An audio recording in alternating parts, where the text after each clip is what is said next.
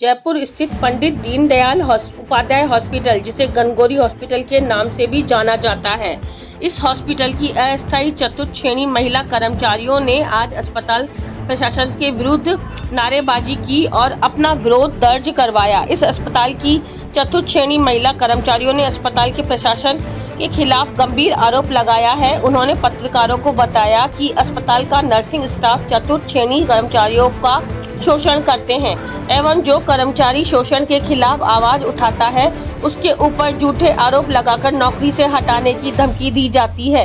गनगौरी hospital की कर्मचारी कमला जायसवाल ने बताया कि हॉस्पिटल में अस्थायी महिला कर्मचारियों का शोषण किया जाता है एवं उन पर झूठे आरोप लगाकर नौकरी से हटा दिया जाता है। हॉस्पिटल में कार्य करने वाली अधिकांश महिलाएं विधवा हैं जो मजबूरीवश कार्य करके अपना जीवन यापन कर रही हैं।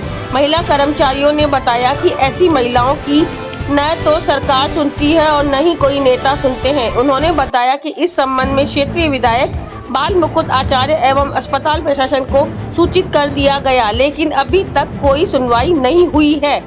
अस्पताल का व्यवसायी इस नर्सिंग स्टाफ द्वारा महिला एवं पुरुष सुरक्षा कर्मचारियों से नर्स का काम करवाया जाता है और उनकी ड्यूटी आम जनता की देखभाल करने के बजाय रसूखदार मरीजों के पास लगा दी जाती है। कई बार अस्थायी महिलाओं एवं पुरुष कर्मचारियों के पास हाथापाई भी की जा चुकी है, लेकिन अस्पताल प्रशासन उनका साथ नहीं देता है। जयपुर से संवाददाता राजेश गुप्ता की रिपोर्ट। खड़ी हूँ और मेरे लिए ऐसे एलिगेशन लगाए जा रहे हैं, मेरे को हटाने की धमकी दी जा रही है यहाँ से, और मेरे को ऐसे आरोप लगाते रहे कि मीनू नाम की है, वो इनके मिली भगत है, पूरी प्रशासन मिला हुआ है इनसे। ये वो पेशेंटों से 10-8 हज़ार लेती है और इन लोगों को भी खिलाती है। और एक यशनी नाम की इंचार्ज है, उनको भी सबको एक अरविंद जी है, इनको भी पैसे देती है वो। और अभी भी मीनू का पेशेंट आया है, वो आके ये धमकी दे रहा है हमारे को कि यहाँ मेरे को प्राइवेट जैसी चाहिए। तो बोले भाई सरकारी हॉस्पिटल में प्राइवेट जैसा इलाज कैसे होगा, कर ही रहे ना, हम तेरी सबकी सुन रहे हैं। तो ये कहता है कि नहीं, मैंने मीनू को 5100 रुपये दिए हैं और वो यहाँ की हेड है, वो करेगी जो होगा। तो मैंने बोला उसको बुला के ला। यहाँ के जो अधिकारी हैं मैंने MS साहब को भी लिखित में भी दिया है, उनको बताया भी है, और मैं महाराज को भी बता चुकी हूँ यहाँ क्या हो रहा है। यहाँ औरतों के साथ इतना शोषण हो रहा है, इतना मानसिक टॉर्चर कर रहे हैं कि बस पूछो मत। और बिना गलती से माफी मंगाई जाती है, उनसे पैर पकड़वा के माफी लगड़वाया जाता है। आपने लिखित में दिया था, उन्होंने क्या? उन्होंने कोई एक्शन नहीं लिया है अभी तक। कितनी बार दिया आपने लिखित में? मैं 3 बार ले जा चुकी महिलाओं को, अब तो कोई रेस्पॉन्स नहीं मिला उनका। अभी तक कोई रिस्पॉन्स नहीं मिला है। और यहाँ हमेशा यही होता है, हर लेडी, मेरी साथ नहीं, आप इनकी जुबानी सुनो, ये लेडी जो खुद बताइए।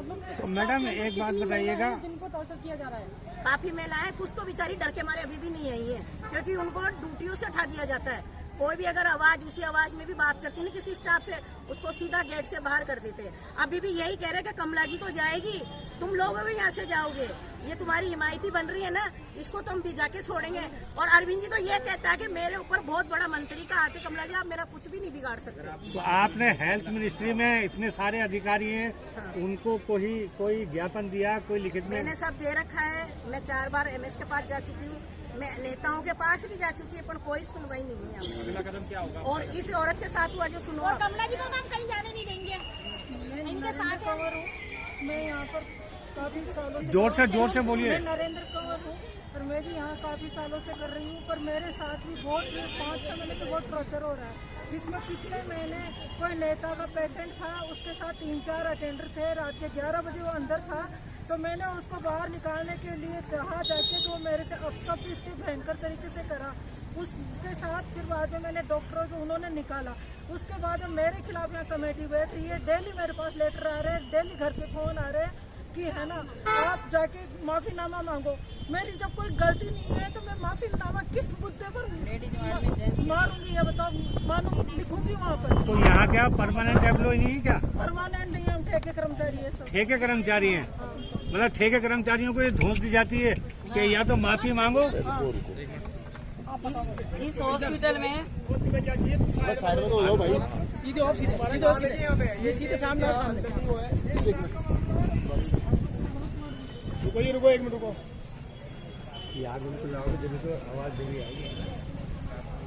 इस गनगौरी हॉस्पिटल में इतनी अन्याय हो रही है हम लोगों के साथ में मेरे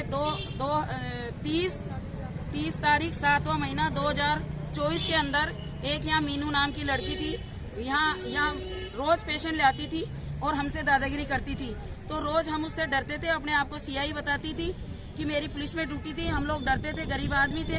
वो डेली पेशेंट ले आती थी और कहती थी इनको बेड दिलाओ, इनको चद्दर बिछवाओ।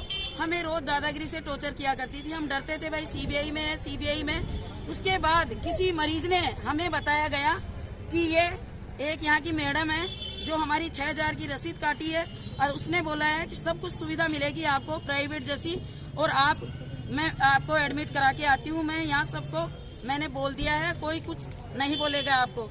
उसके बाद उस मरीज से मैंने पूछा कौन सी मैडम है, तो उसने मुझे, मैंने कहा आप जानते हो? बोले मीनू नाम है, मीनू सोनी नाम है उसका। और उसने मुझे उसकी शक्ल बताई तो मैं एकदम से चौंक गई कि 6000 इसने ले लिए। बोले हाँ। जब मैंने आवाज उठाई थी 30 तारीख 7वां महीना था 2024 थी, तो वो मेरे से बहुत भयंकर लड़ाई करी और हमने एप्लीकेशन दी कोतवाली थाने में एप्लीकेशन दी, एमएस को एप्लीकेशन दिया, हमने मंजू शर्मा जी को एप्लीकेशन दिया। तो पुलिस वालों भी हमको ही बोला कि बहन जी इसके साथ तो नेता मिले हुए हैं, नेताओं का हाथ है, आप कुछ नहीं कर पाओगे, इसका कोई मैटर नहीं सुलझेगा। जब मैंने पुलिस वालों को बोला कि मेरी एफआईआर दर्ज हो गई तो कुछ कार्रवाई नहीं हुई। बोले बहन जी आप इससे मत पंगा लो। उन्होंने भी मुझे यह बात बोली और अभी तक मेरी एप्लीकेशन का कोई जवाब नहीं मिला है मुझे। और 3 बार मेरे साथ में आदमी पीछा किया रात के टाइम में, जब मैं इवनिंग ड्यूटी करके घर जा रही थी। 3 बार आदमियों ने पीछा किया, लेकिन मैंने पुलिस वालों को भी बताया, उन्होंने भी मेरी कोई सुनाई नहीं करी है। और अब उसी का पेशेंट आया था यहाँ पर 15-20 दिन पहले, तो सबको पता था कि वो पेशेंट लेके आई है। जब वो वार्ड में गया तो उसने उसको सिका बुझा के भेजा, जबरदस्ती कमला जी का नाम लगाया और एक हमारे लेडीज गार्ड है उसका भी नाम लगाया। उन्होंने पैसों का आरोप लगाया। और नरेंद्र जी यहाँ कोई नेता का मरीज था, तो उस मरीज को 11 बजे 10 लेडीजों को बीच में से निकालने गई, तब उन्होंने एमआईसीयू में तो उन्होंने निकाला, तो उन्होंने धमकी दी कि हम नेता के मरीज है, तेरे को सस्पेंड करा देंगे 2 मिनट में। क्या इसकी जानकारी क्या जो आप जो बता रही थी? हाँ, उस टाइम डॉक्टर लोग सब मिलके निकाले थे। इसकी जानकारी यहाँ के जो अधिकारी उनको है? सबको पता है, सबको पता है। वो हमें घुसने नहीं देते, भगाते हैं हमें। उसको रोका नहीं गया। हम जब गार्ड से जाके बोलते हैं कि हमें अंदर जाने दीजिए, नहीं जाने देते, हमको भगा देते हैं वहाँ से। अभी भी अगर आपकी सुनवाई नहीं हुई तो आपका अगला कदम क्या होगा?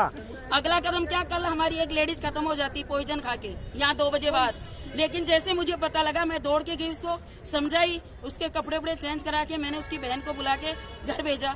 इतना टॉर्चर किया जा रहा है कि गलती उसने की। आप सारी महिलाओं का ये कहना है कि आप लोगों को इतना टॉर्चर किया जा रहा है कि हमारी आवाज नहीं उठाने देते हैं। हमें तुरंत ये कहते हैं 2 मिनट में हटवा देंगे, सस्पेंड करा देंगे। कदम तो यही होगा कि अगर नहीं सुनवाई होगी तो फिर बाद में कोई न कोई तो सुसाइड करेगा।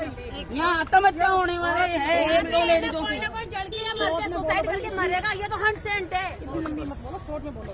ये